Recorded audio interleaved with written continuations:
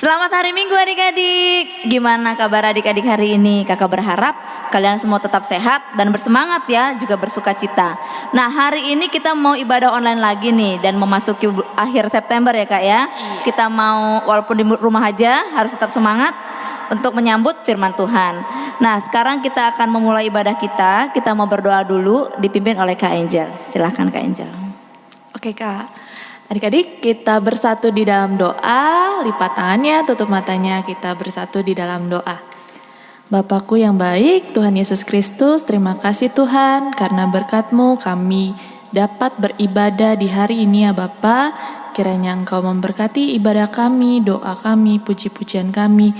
Dan Tuhan, kami juga ingin mendengarkan firman-Mu, kiranya Engkau yang memberikan pengertian, memberikan pengajaran kepada kami, biarlah hati kami dan pendengaran kami menerimanya dan memuliakan nama Engkau ya Bapa. Tuhan, ampunkanlah dosa dan kesalahan kami, karena hanya di dalam nama Tuhan Yesus kami berdoa dan mengucap syukur. Amin. Ya amin. Nah adik-adik, kita mau bernyanyi bersama dengan judul Aku Milik-Mu Yesus Tuhanku.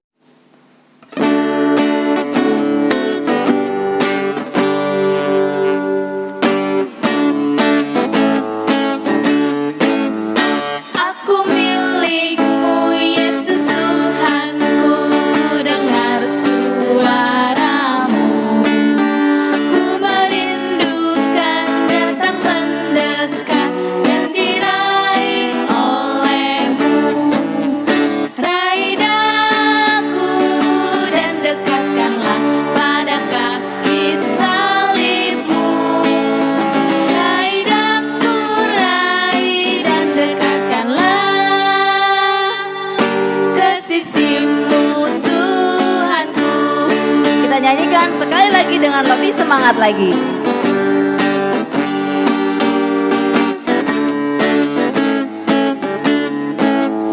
Aku milik-Mu Yesus Tuhanku, ku dengar suara-Mu, ku merindukan datang mendekat dan diraih oleh-Mu. Raih daku dan dekatkanlah pada kaki salib-Mu. Raih daku, raih dan dekatkanlah ke sisi-Mu Tuhanku. Selamat hari Minggu adik-adik. Selamat hari Minggu Kak Eja. Selamat hari Minggu Kakak Inang. Iya, kita kembali lagi di ibadah online. Pada hari ini kita akan belajar tentang firman Tuhan. Sudah lama ya Kak Angel ya kita melakukan ibadah dari online. Adik-adik juga sekolah semua, masih di rumah kan? Ya, dalam masa pandemi ini memang kita dianjurkan oleh pemerintah untuk melakukan semua kegiatan kita sebaiknya dari rumah untuk memutus penyebaran COVID-19 dan untuk agar kita terhindar dari virus. Banyak yang dilakukan oleh pemerintah, memberikan himbauan, memberikan anjuran, memberikan pembelajaran kepada kita bagaimana kita mengatasi COVID. Ada yang mengatakan kita harus melakukan 3M, mencuci tangan, memakai masker, dan menjaga jarak. Ada lagi yang mengatakan kita harus melakukan juga OTG, bukan orang tanpa gejala. Tapi apa Kak Angel? OTG itu olahraga, terus tidur yang cukup, dan gizi yang baik. Nah, selain itu ada juga adik-adik yang memberi kepanjangan dari COVID. C, cuci tangan. O, olahraga. V, vitamin. I, imunitas. D, ini yang paling penting, doa.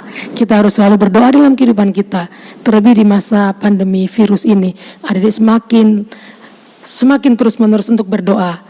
Nah, firman Tuhan pada hari ini mengajarkan pada kita bagaimana kita belajar mendengar didikan, mendengar nasihat, mendengar himbauan dari siapapun juga demi kebaikan kita semua. Kita akan belajar dari seorang raja yang sungguh-sungguh sangat bijaksana di firman Tuhan hari ini. Sebelum kita belajar firman Tuhan, kita akan berdoa terlebih dahulu. Akan dipimpin oleh Kak Angel. Baik adik-adik, Untuk mendengarkan firman Tuhan, kita mau bersatu di dalam doa.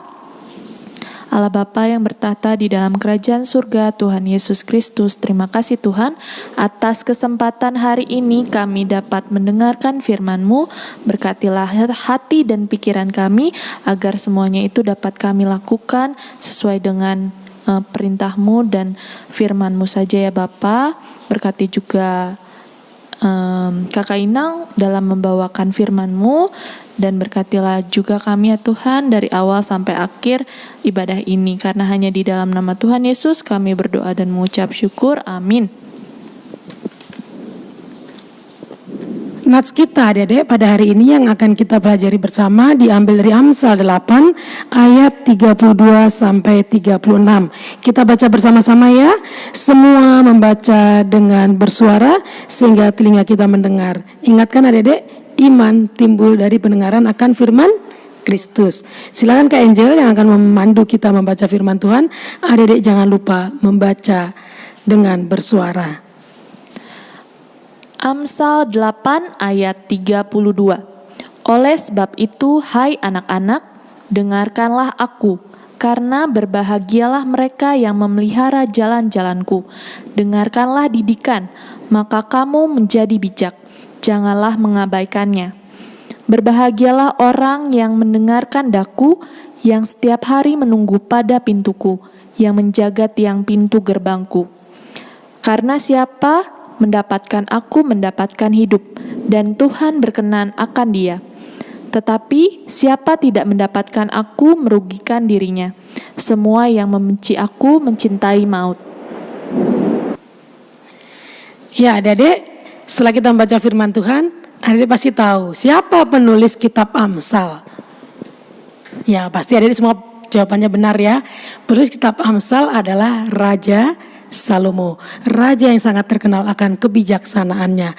Dan kita akan lihat dulu bagaimana video dari Raja Salomo ini yang akan kita lihat sekarang ya. Adik simak semua, perhatikan dan dengarkan dari video ini. Salomo, raja yang bijaksana. Salomo sangat mencintai Allah, dan ia menuruti nasihat yang diberikan kepadanya oleh Daud ayahnya. Allah sangat senang kepada Salomo, dan karena itu pada suatu malam ia berkata kepada Salomo dalam mimpi, "Salomo, apa yang kau inginkan untuk kuberikan kepadamu?"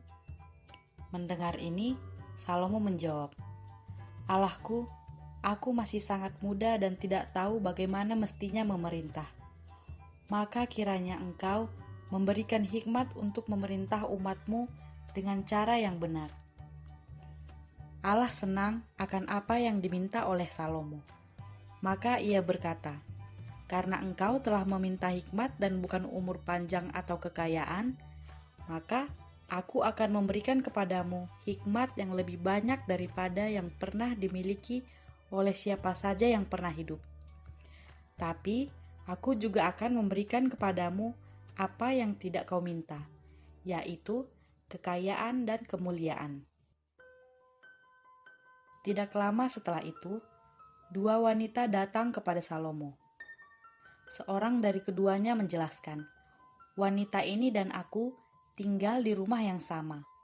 Aku melahirkan anak laki-laki, dan 2 hari kemudian ia juga melahirkan bayi laki-laki. Lalu pada suatu malam bayinya meninggal. Tetapi ketika aku sedang tertidur, ia menaruh anaknya yang sudah mati di dekatku dan mengambil bayiku. Ketika aku terbangun dan melihat anak yang mati itu, aku tahu bahwa itu bukanlah anakku." Mendengar itu, wanita yang lain berkata, "Tidak, anak yang hidup itu saya yang punya, dan yang mati ini adalah anaknya." Wanita yang pertama menjawab, "Tidak, anak yang mati itu kau yang punya, dan yang hidup itu aku yang punya." Begitulah keduanya wanita ini bertengkar. Sesudah itu Salomo berkata, "Ambilkan aku pedang." Lalu dibawalah pedang di depan raja. Kata Salomo, "Penggalah anak yang hidup itu menjadi 2, dan berikanlah setengah kepada yang satu, dan yang setengah kepada yang lain. "Jangan!" teriak ibu yang sebenarnya dari bayi itu. "Mohon jangan dibunuh bayi itu, berikanlah kepadanya." Tetapi wanita yang lain berkata, "Jangan berikan kepada siapapun, penggallah." Akhirnya Salomo berbicara, "Jangan bunuh anak itu, berikanlah kepada wanita yang pertama. Dialah ibunya yang sebenarnya." Salomo tahu hal itu, sebab ibu yang sebenarnya akan mencintai bayi itu sampai-sampai ia rela memberikannya kepada wanita yang lain, supaya anak itu tidak dibunuh. Ketika seluruh orang Israel mendengar keputusan hukum yang diberikan Salomo, maka takutlah mereka kepadanya, sebab mereka melihat bahwa hikmat daripada Allah ada dalam hatinya untuk melakukan keadilan.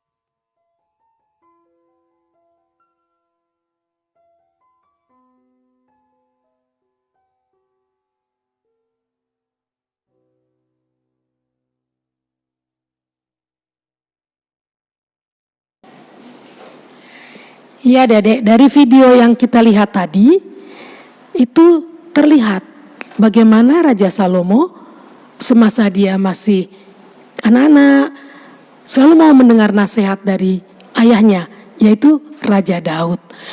Dan di masa hidupnya setelah dia menjadi raja, dia juga mendapat hikmat dari Tuhan.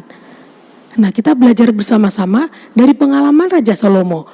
Dari pengalaman yang dia alami, Raja Salomo menuliskan Amsal 8 ini untuk kita pelajari sama-sama. Dari ayat 33 kita lihat di situ bahwa kalau kita mendengar didikan, kita akan menjadi orang yang bijaksana. Kemudian di ayat 34 juga dikatakan kalau kita mau mendengarkan hikmat, kita akan menjadi orang yang berbahagia. Kemudian di ayat selanjutnya, setelah kita menjadi orang yang berbahagia, berarti kita memiliki hidup yang berkenan kepada Tuhan. Jadi kita belajar di sini adik-adik, bagaimana seseorang yang mendengar didikan, dia akan menjadi orang yang berhikmat, menjadi orang yang bijak, dan dia akan hidup berkenan kepada Tuhan. Kita inginkan adik-adik ya, semua kita kepingin menjadi orang yang hidup berkenan di hadapan Tuhan, menjadi orang yang bijaksana, menjadi orang yang hidup penuh dengan kebahagiaan. Nah adik-adik, dari firman ini kita akan belajar juga tentang pengalaman-pengalaman hidup dari beberapa kisah yang akan kita sama-sama simak. Sebagai contoh kehidupan orang yang mendengar didikan dan dia memperoleh sesuatu yang baik sehingga hidupnya pasti berhasil karena Tuhan selalu menyertai dengan hikmat dan kebijaksanaan. Kita sama-sama dengar deh ya, cerita tentang seorang, adik pasti kenal, yaitu silakan Kak Angel dibacakan ya. Baik Kak. Nah, seseorang itu bernama Michael Jordan. Michael Jordan berkulit hitam, lahir pada tahun 1963 di daerah kumuh, Brooklyn, New York. Ia memiliki 4 orang saudara, sementara upah ayahnya yang hanya sedikit tidak cukup untuk menafkahi keluarga.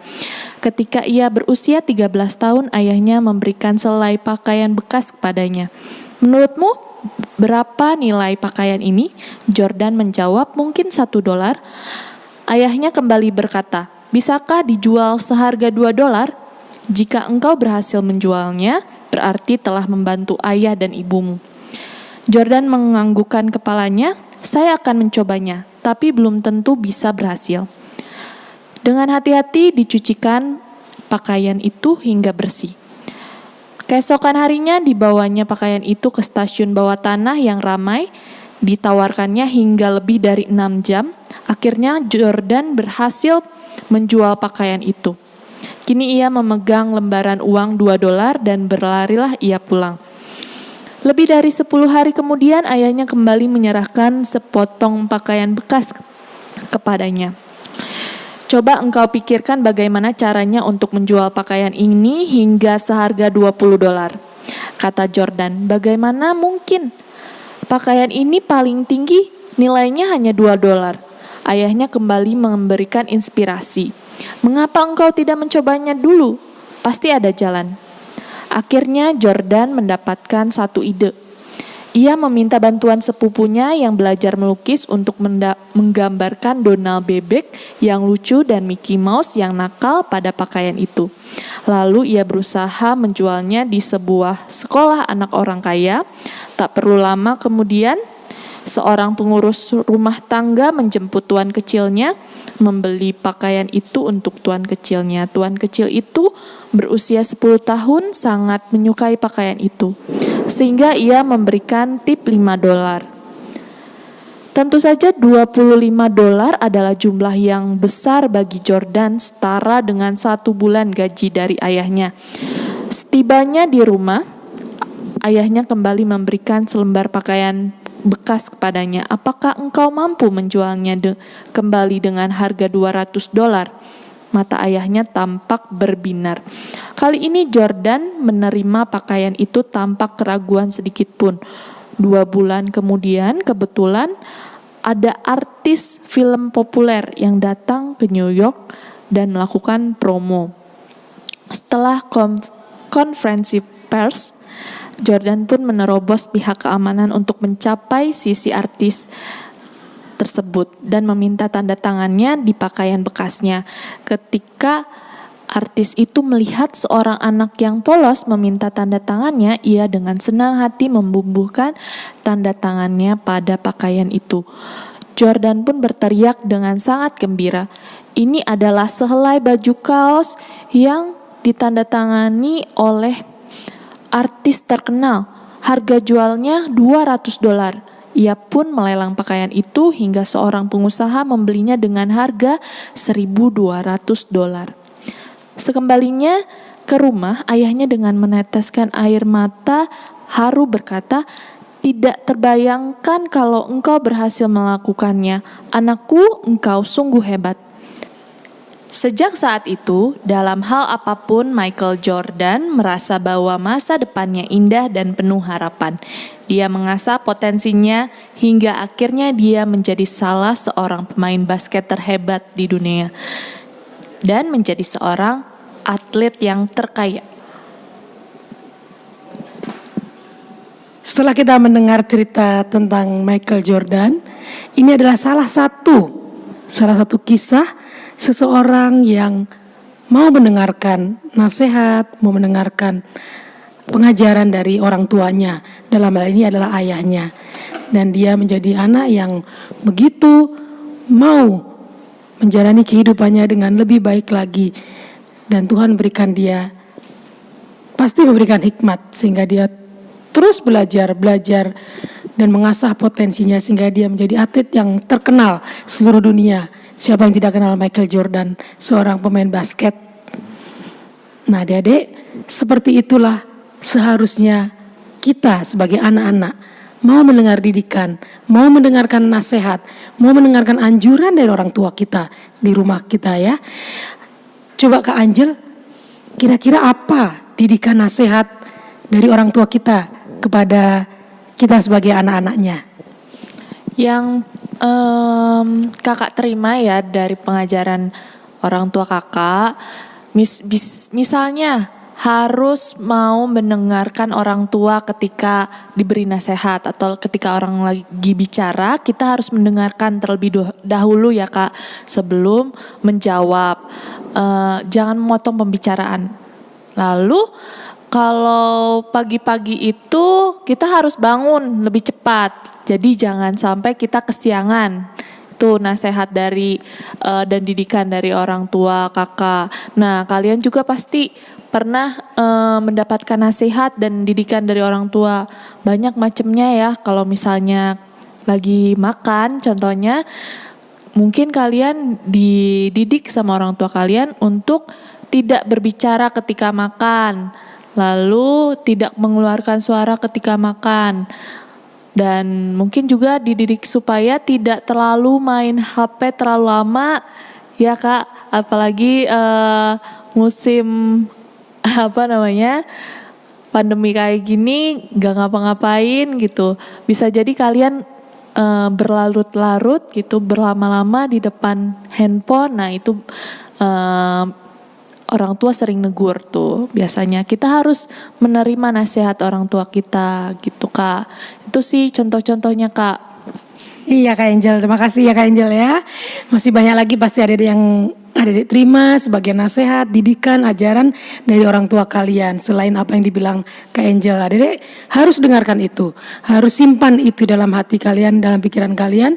Dan kalian lakukan seperti Michael Jordan ini, seperti Raja Salomo yang selalu melakukan apa yang dinasihati orang tuanya. Sehingga kita lihat apa yang terjadi, mereka menjadi orang-orang yang berhasil karena mereka hidup berkenan di hadapan Allah. Kita semua pasti menginginkan hal itu, benar kan adik-adik ya? Nah adik-adik, kita mulai belajar hari ini bagaimana kita selalu mau mendengarkan ya nasihat, didikan orang tua kita. Siapa yang bisa disebut sebagai orang tua?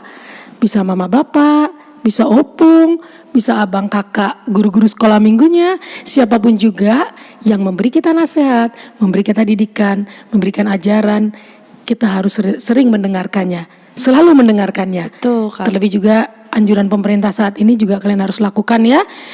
Tetap di rumah aja, belajar dari rumah. Jangan dari mana-mana, dari rumah. Itu perintah dari pemerintah. Nah itu juga kalian lakukan.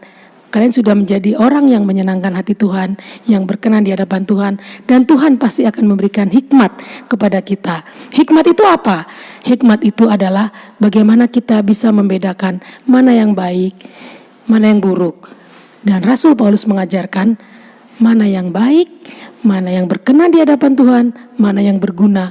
Itu juga adalah suatu hasil dari hikmat yang diberikan Tuhan kepada kita. Dan di dalam Yakobus dikatakan, kalau kita merasa kekurangan hikmat, kita boleh memintanya kepada Tuhan. Di dalam doa-doa kita boleh adik-adik minta. Mungkin sering orang mengatakan, aku sudah mendengarkan didikan, mendengarkan ajaran, aku lakukan. Tapi kenapa ya aku kok tidak bisa menjadi orang yang bijaksana? Adik-adik bisa minta kepada Tuhan agar hikmat itu diberikan kepada kita. Jadi ada cerita adik ya, ada suatu perkampungan A dan perkampungan B itu bersebelahan, dibatasi oleh sebuah tembok. Perkampungan A dan perkampungan B suatu saat mereka tuh bermusuhan. Ya mungkin karena sesuatu hal mereka menjadi bermusuhan. Dan dari perkampungan A itu benci sekali dengan orang-orang di perkampungan B. Sehingga suatu saat dan beberapa hari itu mereka selalu melemparkan ke perkampungan B itu hal-hal yang buruk. Sampah-sampah dikumpulkan, dimasukin plastik, dilempar. Kemudian kotoran-kotoran, juga hal-hal yang buruk, makanan-makanan busuk, makanan-makanan basi dilempar ke perkampungan B. Oleh perkampungan B, mereka sebenarnya ingin membalasnya. Tapi ada seseorang yang bijak dan mereka sama-sama merundingkan apa yang harus dilakukan untuk membalas perkampungan A. Seorang bijak dari perkampungan B mengatakan, ayo kita semua berkumpul. Kita sekarang beli makanan-makanan, kita beli buah-buahan, kita beli apa yang enak di supermarket. Kemudian mereka kumpulkan, mereka taruhkan di wadah, di kardus, di plastik. Kemudian itulah yang mereka kirimkan ke perkampungan A. Waktu mereka mengirimkan barang-barang itu disertai sebuah spanduk tertulis, kami memberi yang kami punya. Wah. Begitu sampai di perkampungan A bingung. Kenapa kok dikasih makanan dan semua hal yang baik-baik dan ada tertulis kami memberi yang kami punya. Akhirnya setelah itu tidak pernah lagi orang-orang perkampungan A mengirimkan hal-hal buruk ke perkampungan B. Inilah satu contoh adik-adik. Bagaimana kita memiliki kebijakan untuk tidak membalas apa yang dilakukan orang kepada kita.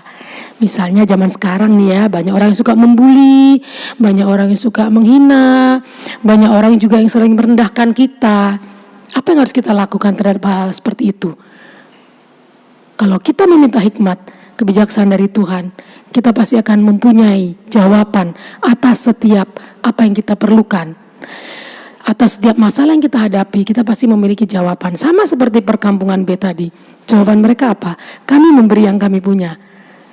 Perkampungan A merasa Berarti apa yang dia punya dong, Kak? Ya. Ya, mereka punya hal-hal yang buruk, sampah-sampah. Itu sama dengan kalau kita membalas orang lain menghina kita, kita balas marah, kita balas hina. Berarti kita juga punya itu.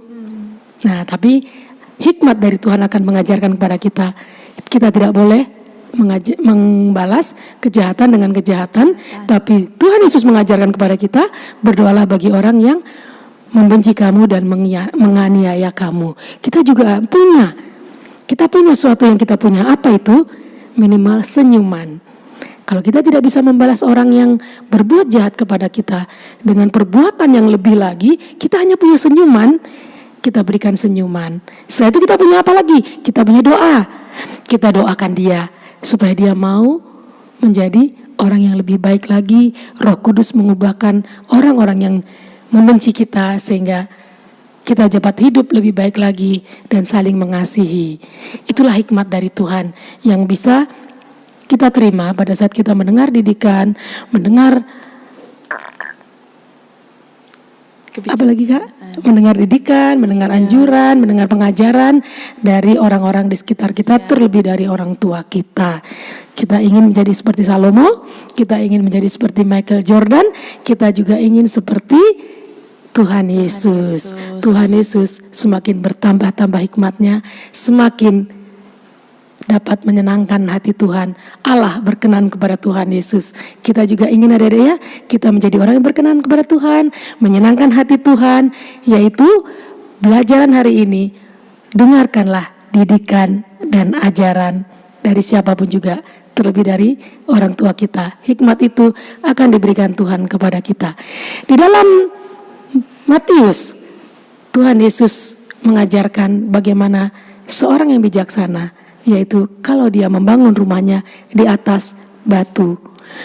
Karena apa, Dedek? Karena di atas batu itu adalah kokoh, kuat, sehingga apapun juga yang datang untuk menghancurkan rumah ini, dia tetap kokoh.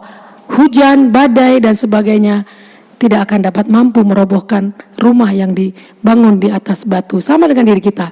Kalau kita kokoh di atas batu, yaitu di atas firman Tuhan, apapun juga godaan, apapun juga cobaan yang akan kita hadapi, kita memiliki hikmat, kita memiliki jalan keluar yang akan Tuhan berikan kepada kita di dalam hati dan pikiran kita.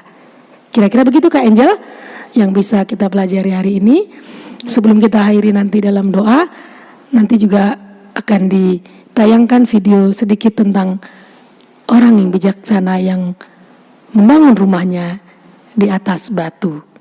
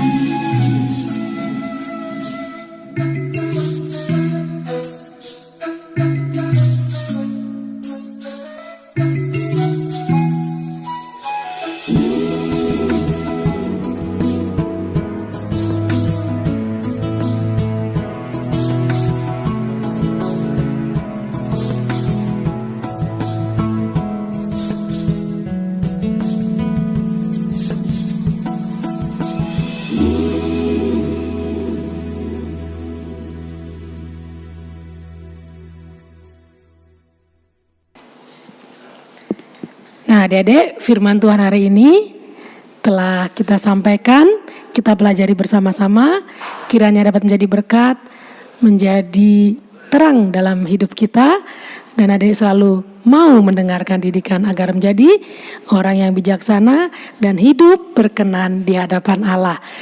Kita akhiri pembacaan firman Tuhan ini, pembelajaran firman Tuhan ini dengan doa. Bapa yang makasih, terima kasih Tuhan atas firman yang telah Kau sampaikan kepada kami.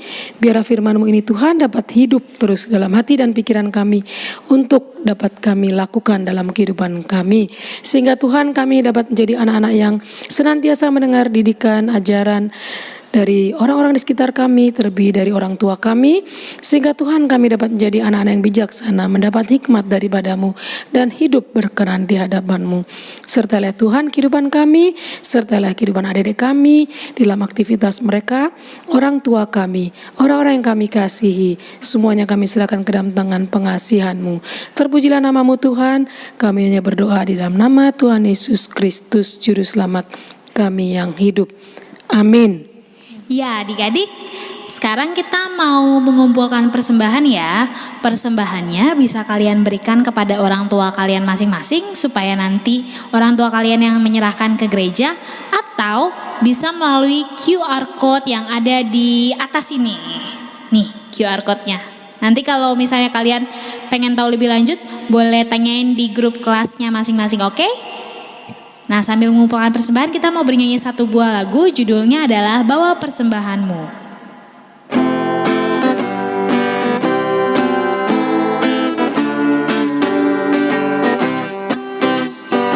Bawa persembahanmu dalam rumah Tuhan, dengan rela hatimu, janganlah jemu. Bawa persembahanmu, bawa dengan suka. Bawa persembahanmu, tanda sukacitamu. Bawa persembahanmu, ucaplah syukur. Ya, adik-adik, gimana tadi udah ngedengerin firman dari Kakak Inang kan? Semoga firman itu adik-adik bisa kalian mengerti dan bisa juga bertumbuh dan berbuah di hati kalian masing-masing dan kalian lakukan dalam kehidupan kalian sehari-hari. Adik-adik, ibadah kita sudah selesai, tapi sebelum itu kita mau nyanyiin dulu satu buah lagu penutup, judulnya adalah Jagalah Hatimu Terhadap Dosa.